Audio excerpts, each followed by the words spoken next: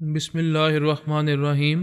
گمنام ہیروز کے معزز ناظرین، السلام علیکم۔ آئیے چلتے ہیں کہانی کی طرف۔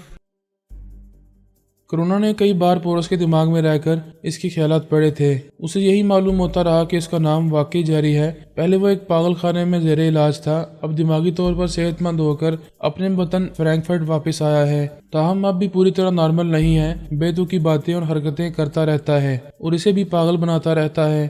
ویسے اس سے کوئی نقصان نہیں پہنچتا تھا، وہ فائدہ حاصل کر رہی تھی۔ اسی کی وجہ سے اس نے جوزف وسکی کو بڑی کامیابی سے اپنا معمول بنایا تھا اور آئندہ بڑی بڑی کامیابیاں حاصل کرنے والی تھی۔ فی الحال اسے شوہر بنا کر تحفظ حاصل کر رہی تھی۔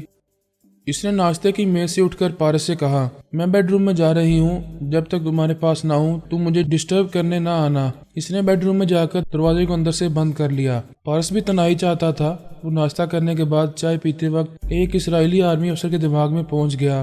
وہاں کانفرنس ہال میں مشین کے مقدمے کا فیصلہ ہونے والا تھا۔ جو ٹیلی پیتھی جاننے والے عالمی افسران الپا کی مخالفت کر رہے تھے، انہوں نے اپنی ایک مضبوط ٹیم بنا لی تھی۔ اس ٹیم کے لیڈر کا نام بن بورین تھا۔ وہ بری فوج کا کمانڈر تھا۔ وہ اور اس کے ٹیم کے افراد مشین کے ذریعے ٹیلی پیتھی سیکھ چکے تھے۔ انہوں نے شراب اور دوسرے نشے سے توبہ کی تھی، ترمیمی عمل کے ذریعے ایک دوسرے کے دماغوں کو لاک کر دیا تھا۔ الپا ان کے دماغوں میں نہیں پہنچ سکتی تھی، لیکن ایسے آرمی ٹیلی پیتھی جاننے والے بھی تھے جو الپا کے وفادار تھے۔ پارس ایسے افراد کے ذریعے بن بورین اور اس کے ساتھیوں تک کسی وقت بھی پہنچ سکتا تھا۔ اس کانفرنس میں تمام اسرائیلی اکابرین موجود تھے۔ آرمی افسران بھی خاصی تعداد میں تھے۔ الپا نے ایک اعلیٰ کار کے ذریعے کہا، میں یہاں موجود ہوں، فیصلہ سننے آئی ہوں۔ ایک اعلیٰ افسر نے کہا، ہم تمام ٹیلی پیتھی جاننے والے یہاں اپنے اکابرین کے سامنے موجود ہیں۔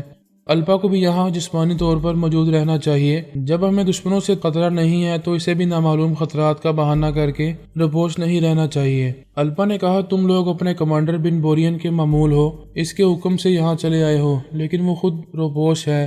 جب تم سب کسی طرح کا خطرہ محسوس نہیں کر رہے ہو تو تمہارے لیڈر بن بورین کو بھی خطرہ محسوس نہیں کرنا چاہیے اور یہاں حاضر ہو جانا چاہیے۔ ایک حاکم نے کہا، الپا اور بن بورین دونوں کو جسمانی طور پر یہاں حاضر ہونا چاہیے۔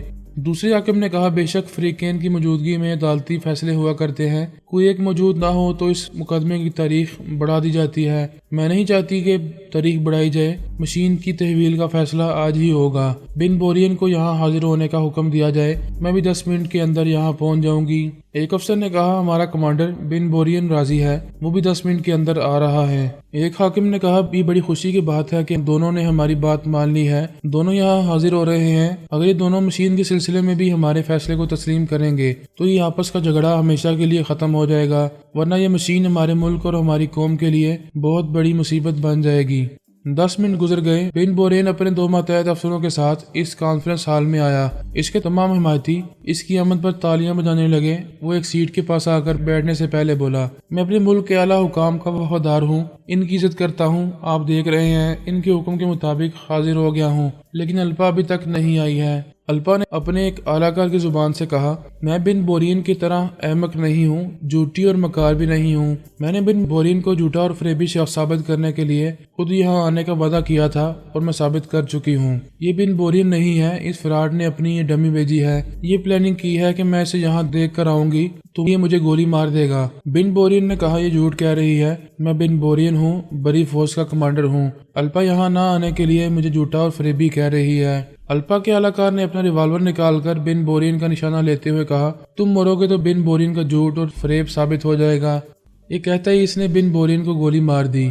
ایک نہیں 2 فائر کیے، وہ گولیاں کھا کر اپنی سیٹ پر سے نیچے گرا، پھر فرش پر گرتا ہی ٹھنڈا پڑ گیا۔ اس کے کتنے ہی حمایتی غصے میں آ کر فائرنگ کرنے لگے، انہوں نے اس اعلیٰ کار کو گولی مار دی۔ فائرنگ کے باعث کانفرنس ہال میں بھگدڑ مچ گئی، اکابرین کرسیوں اور میزوں کے نیچے چھپنے لگے۔ فوج کے جوانوں نے جلد ہی ان فائرنگ کرنے والوں کو چاروں طرف سے گھیر کر ہتھیار پھینکنے پر مجبور کر دیا۔ وہ ہنگامہ اچانک شروع ہوا تھا، پھر اچانک خاموشی چھا گئی تھی، امن و امان قائم ہو گیا تھا۔ تمام اکابرین اپنی سیٹوں پر آ کر بیٹھ گئے۔ الپا نے دوسرے اعلیٰ کار کے ذریعے کہا، میرے ایک اعلیٰ کار کو خواہ مخواہ گولی ماری گئی ہے، ایک آرمی افسر نے کہا تم نے ہمارے کمانڈر کو ہلاک کیا ہے، ہم تمہیں زندہ نہیں چھوڑیں گے۔ الپا نے کہا تمہارا کمانڈر زندہ ہے جس کی لاش یہاں سے لے جائی گئی ہے، وہ تمہارے کمانڈر کی ڈمی تھا، یہ بات تم سب جانتے ہو، وہ ابھی تمہارے اندر بول رہا ہوگا۔ ایک آرمی افسر نے کہا الپا نے ہم سب کے سامنے بن بورین کو ہلاک کیا ہے، اس کی لاش ہمارے حوالے کی جائے، ہم اسے تدفین کے لیے لے جائیں گے۔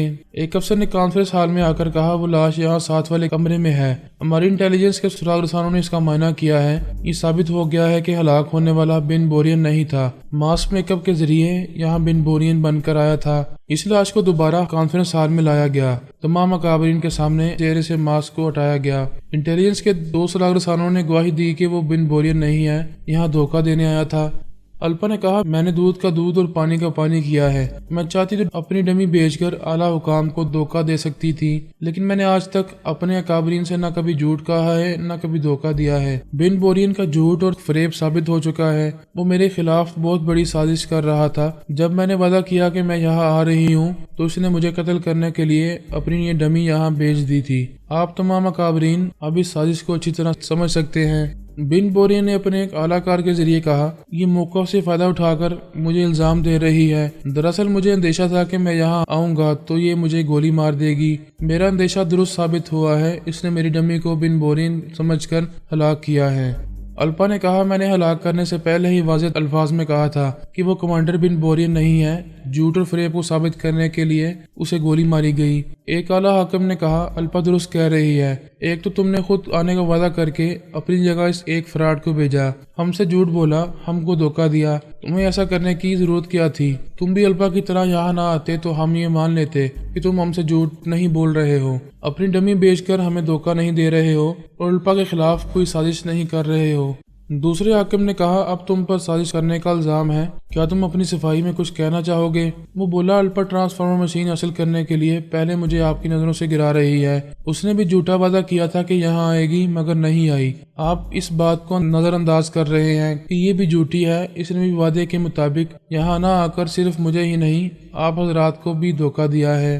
ایک اعلیٰ افسر نے کہا ہمارا کمانڈر درست کہتا ہے، ہمارا ایک بہترین افسر کمانڈر کی ڈمی بن کر یہاں آیا تھا، یہ بات الپا کو معلوم تھی، اس نے اسے گولی مار کر ہمارے ایک بہترین ٹیلی پیتھی جاننے والے کو ہلاک کیا ہے، یہ اسی طرح آئندہ بھی مختلف ہیلو بہانوں سے ہم سب کو ہلاک کرتی رہے گی، ہماری تعداد کم کرتی رہے گی، اس کی چال بازی بہت جلد آپ کی سمجھ میں آ جائے گی۔ اس کی بات ختم ہوتے ہی اچانک ایک مسلح جوان نے اپنی گن سیدھی کی، پھر بن بورین کی حمایت میں بولنے والے آرمی افسر کو گولی مار دی۔ وہ بولنے والا اپنی سیٹ پر بیٹھنے بھی نہیں پایا تھا، گولی کھا کر سیٹ کے فرش پر گر کر ٹھنڈا پڑ گیا۔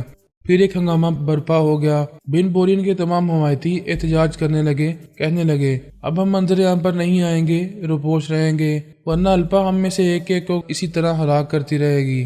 وہ سب وہاں سے اٹھ کر جا رہے تھے، الپا پریشان ہو گئی تھی، اس بار اس نے اپنے مخالف کو گولی نہیں ماری تھی، فوری طور پر یہی سمجھ میں آ رہا تھا کہ بن بورین اسے آرمی والوں کی دشمن ثابت کرنا چاہتا ہے، اور یہ ثابت کرنے کے لیے اس نے ایک اعلی کار کے ذریعے اپنے ہی ایک آرمی افسر کو گولی ماری ہے۔ اسے جو سمجھنا چاہیے تھا وہ نہیں سمجھ رہی تھی، اس نے خواہ مخواہ پارس کو الزام دیا تھا کہ وہ انہیں آپس میں لڑا رہا ہے، لہٰذا پارس نے سوچا جب اس پر الزام آ ہی رہا ہے تو پھر کیوں نہ انہیں آپس میں لڑا دیا جائے، لہٰذا وہ اپنی کارروائی شروع کر چکا تھا۔ اس نے بن بورین کے ایک خاص ٹیلی پیتھی جاننے والے آرمی افسر کو گولی ماری تھی، ان اکابرین کو بن بورین کو اور الپا کو الجھاتے رہنے کی ابتدا کر چکا تھا۔ میڈم مارلی لندن میں جم کاف کے ساتھ وقت گزار رہی تھی، جب جم کاف سے اس کی پہلی ملاقات لندن کے ایک ہوٹل میں ہوئی تو سونیا اس کے اندر موجود رہ کر اسے جم کاف کی طرف مائل کرتی رہی تھی۔ ایسے وقت اس نے محسوس کیا تھا کہ وہ خود اپنے طور پر اس خوبرو گاڈ فادر جم کاف کی طرف مائل ہو رہی ہے۔ سونیا خاموشی سے اس کے خیالات پڑھنے لگی، پہلے کی طرح اسے جم کاف کی طرف مائل نہیں کیا۔ تھوڑی دیر بعد پتہ چلا کہ مارلی کی ایک سوچ اپنے مزاج کے مطابق جم کاف سے کترا رہی ہے اور دوسری سوچ اسے جم کاف سے متاثر کر رہی ہے۔ اس طرح صاف ظاہر ہو رہا تھا کہ کوئی ٹیلی پیتھی جاننے والا مارلی کی سوچ کے ذریعے اسے جم کاف کی طرف مائل کر رہا ہے۔ سونیا نے مجھ سے کہا، فرحاد میرے علاوہ مارلی کے دماغ میں کوئی اور چھپا ہوا ہے، تم ذرا مارلی کے خیالات پڑھو، ہو سکتا ہے میرا خیال غلط ہو۔ میں مارلی کے اندر آ کر خاموشی سے اس کے خیالات پڑھنے لگا۔ یہی معلوم ہوا کہ مارلی کے اندر اس کی اپنی دو سوچیں ہیں۔ ایک سوچ جم کاف کو اس کے حواس پر مسلط کر رہی تھی، اسے متاثر کر رہی تھی۔ دوسری سوچ اس کے مزاج کے مطابق جم کاف سے کترانا چاہتی تھی، لیکن وہ سوچ بہت کمزور تھی۔ مارلی اپنے مزاج کو بھول کر اس سے متاثر ہو گئی تھی۔ میں نے سونیا سے کہا، تم درست سمجھ رہی ہو، کوئی اس کے دماغ میں ہے، وہ اسے جم کاف کی طرف مائل کر چکا ہے۔ سونیا نے کہا، تعجب ہے، یہ ٹیلی پیتھی جاننے والا کون ہو سکتا ہے؟ اب تو ہماری دنیا میں ٹیلی پیتھی جاننے والوں کی تعداد اتنی بڑھتی جا رہی ہے کہ کسی وقت بھی کوئی بھی اچانک ہماری نظروں میں آ جاتا ہے۔ ابھی ہم یہ سمجھ نہیں پائیں گے کہ یہ کوئی پرانا کھلاڑی ہے یا پھر نیا ٹیلی پیتھی سیکھنے والا ہے۔ سونیا نے کہا، ہم مارلی کو اپنے طور پر ہینڈل کر رہے ہیں، پتہ نہیں اس اجنبی ٹیلی پیتھی جاننے والے کے ارادے کیا ہیں۔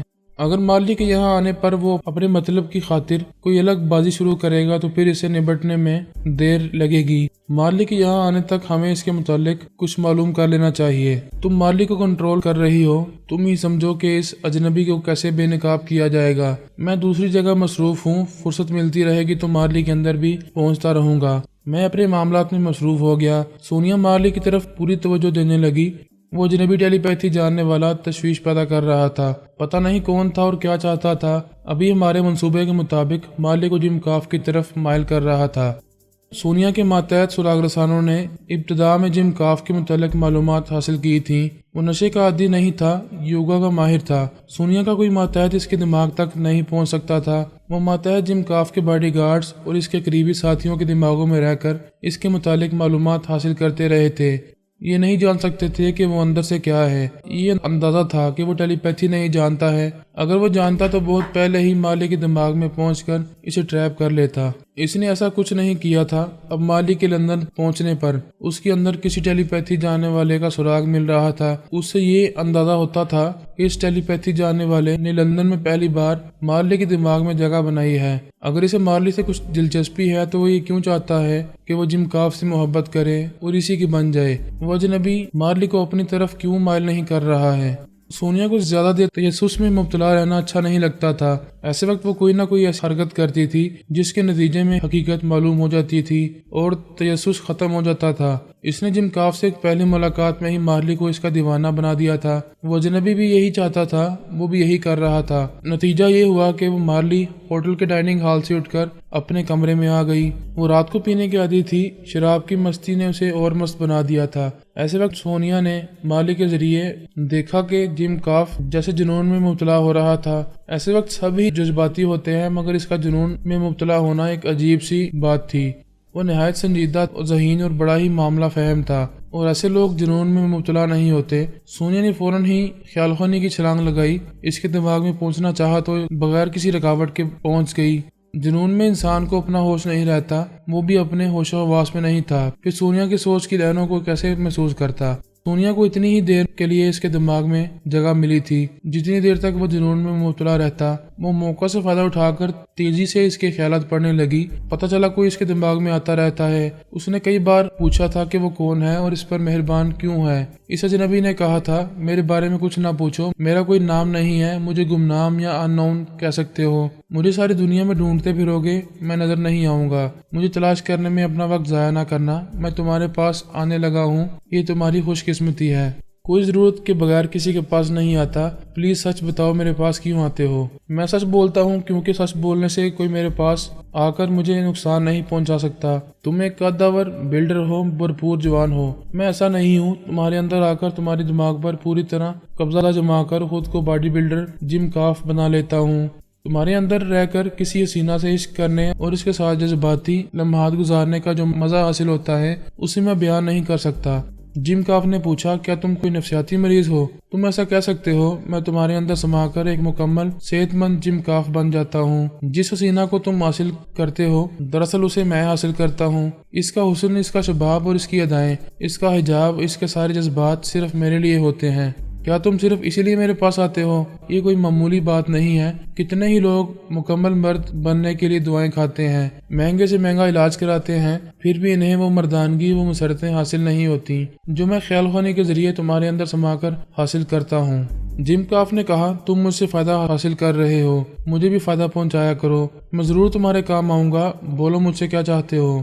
جس بینک کی طرف اشارہ کرو گے اس بینک کا تمام خزانہ تمہارے پاس پہنچا دوں گا، جس دشمن کا نام لو گے اسے تمہارے قدموں میں لا کر جھکا دوں گا۔ ان دنوں جم کاف کسی طرح بھی مارلی کو حاصل کرنا چاہتا تھا، اس کے جزیرے اور اس کے قلعے کو ایک مضبوط محاذ بنا کر وہاں کے انڈرورلڈ سے ناناکا کوڈو کے قدم اکھاڑنا چاہتا تھا۔ اس نے کہا مسٹر انہون، ہانگ کانگ کے جنوب میں ایک جزیرہ ہے، وہاں کی مالکن ایک جوان بیوہ ہے، اسے میڈم مارلی کہتے ہیں، میں اسے پھانس کر اس علاقے کے 3 گاڈ فادرز کو ختم کرنا چاہتا ہوں اور خود وہاں کا گاڈ فادر بننا چاہتا ہوں۔ یہ کوئی بڑی بات نہیں ہے، تم مجھے مارلی کی آواز سناؤ، میں اس کے اندر گھس کر اسے تمہارے پاس لے آؤں گا۔ جم کاف نے ہانگ کانگ کے ایک اعلیٰ پولیس افسر سے رابطہ کیا، فون کے ذریعے اس سے گفتگو کی۔ اس طرح انہون کو اس اعلیٰ افسر کی آواز سنا کر کہا، یہ اعلیٰ افسر میڈم مارلی کا وفادار اور خدمت گار ہے، سرکاری افسر ہے مگر مارلی کے لیے کام کرتا ہے۔ انہون نے اس افسر کے ذریعے مارلی کی آواز سنی تھی، پھر جم کاف کے پاس آ کر کہا تھا، میں جب چاہوں مارلی کے دماغ میں پہنچ سکتا ہوں، لیکن ابھی اسے ٹریپ نہیں کر سکتا۔ کیوں نہیں کر سکتے؟ تم تو بڑے بڑے دعوے کر رہے تھے، اب کیا ہوگا؟ ابھی مجبوری ہے، فرہاد علی تیمور مارلی کے پاس پہنچا ہوا ہے، وہ کسی عورت کے ساتھ زیادہ وقت نہیں گزارتا ہے، ذرا صبر کرو، جیسے ہی وہ مارلی کو چھوڑ کر جائے گا میں اسے تمہارے پاس لے آؤں گا۔ وہ ایک بھرپور عورت ہے، میں بھی اس سے چاہتا ہوں، مگر شیر کے منہ سے لقمہ چھیننا دانش مندی نہیں ہوگی، صبر کرنے سے میٹھا پھل ملے گا۔ اس کے بعد جم کاف اور انہون کسی اچھے موقع کا انتظار کرنے لگے۔ آخر ایک دن مارلی لندن پہنچ گئی، جم کاف کے ساتھ ساتھ انہون کی بھی مرادیں پوری ہو گئیں۔ جم کاف اس کے ساتھ صرف ایسے لمحات نہیں گزارنا چاہتا تھا، مارلی کے ذریعے ہانگ کانگ اور جنوبی چین کے علاقوں میں گاڈ فادر بھی بننا چاہتا تھا۔ کچھ سونیا کے تعاون سے اور کچھ انہون کی مدد سے اسے اپنی منزل ملنے والی تھی۔ سونیا نے یہیں تک جم کاف کے چور خیالات پڑے تھے، مگر پھر اس کا جنون سرد پڑتے ہی انہون نے کہا، جم کاف تمہارا کام ہو گیا، مجھے بھی مسرتیں حاصل ہو گئیں، اب میں جا رہا ہوں، کل صبح آؤں گا۔ انہون کے جاتے ہی جم کاف سونیا کی سوچ کی لہروں کو محسوس کر سکتا تھا، اس لیے وہ اس کے دماغ سے نکل آئی۔ یہ معلوم ہو گیا تھا کہ جم کاف مارلی یا کسی حسینہ کے ساتھ ایسا رومانی اور جذباتی وقت گزارے گا تو انہون اس کے اندر موجود رہے گا، اور جب تک وہ رہے گا جم کاف اپنے اندر سونیا کی سوچ کی لہروں کو محسوس نہیں کرے گا۔ اس وقت پھر اسے اس کے خیالات پڑھتے رہنے کا موقع ملتا رہے گا، اس طرح وہ انہون کے بارے میں مزید اہم معلومات حاصل کر سکے گی۔ دوسرے دن مارلی اور جم کاف نے کورٹ میرج کی۔ جم کاف لندن کی اونچی سوسائٹی میں بہت مشہور تھا، یورپ کے تمام اخبارات میں اس شادی کی خبریں شائع ہوئیں۔ مارلی پورے ہانگ کانگ میں ایک جزیرے کی ملکہ کی حیثیت سے مشہور تھی۔ وہاں کے اخبارات نے یہ خبر شائع کی کہ مارلی نے لندن کے ایک خاندانی رئیس جم کاف سے شادی کی ہے اور دوسرے دن کی فلائٹ سے جم کاف کے ساتھ ہانگ کانگ واپس آ رہی ہے۔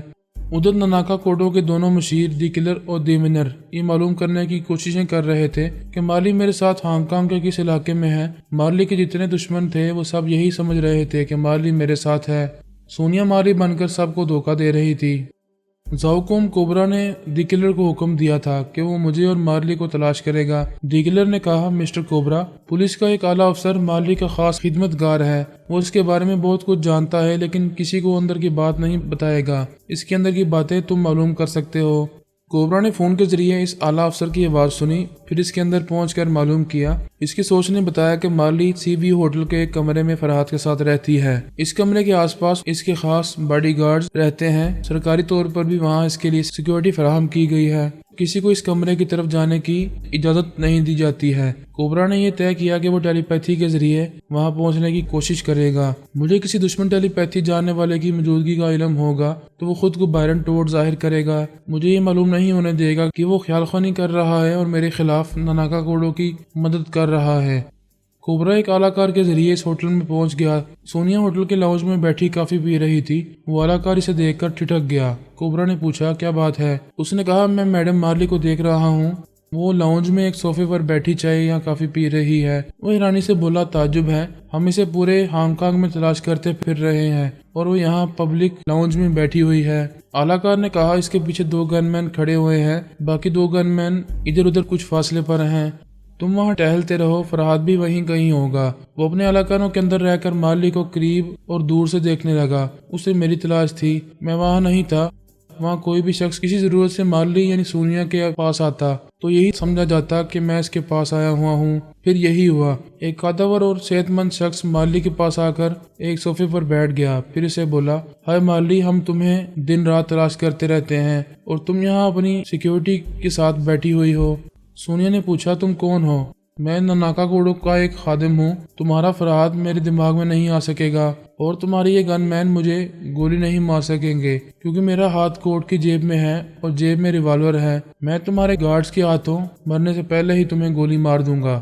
کوبرا کا اعلی ان سے دور تھا۔ کوبرا ان کی باتیں نہیں سن سکتا تھا۔ سونیا اس اجنبی شخص سے مسکرا کر بول رہی تھی، اچھا تو تم پورے انتظامات کے ساتھ آئے ہو؟ کوبرا سونیا کی مسکراہٹ سے دھوکا کھا گیا۔ اس کی سمجھ میں آیا کہ مارلی مسکرا کر فرہاد سے باتیں کر رہی ہے۔ وہ اجنبی شخص سونیا سے کہہ رہا تھا، ہاں پورے انتظامات کے ساتھ آیا ہوں، باہر گاڑی کھڑی ہوئی ہے، تم میرے ہاتھ میں ہاتھ ڈال کر اس طرح بے تکلفی سے چلو کہ تمہارے گارڈز مجھے تمہارا دشمن نہ سمجھیں۔ وہ اٹھ کر کھڑا ہو گیا۔ سونیا ایسے دشمنوں سے نمٹنا جانتی تھی۔ اس نے اٹھ کر مسکراتے ہوئے اس کے ہاتھ میں ہاتھ ڈالا، پھر اپنے گارڈ سے بولی، یہاں ٹھہرو، میں ابھی آتی ہوں۔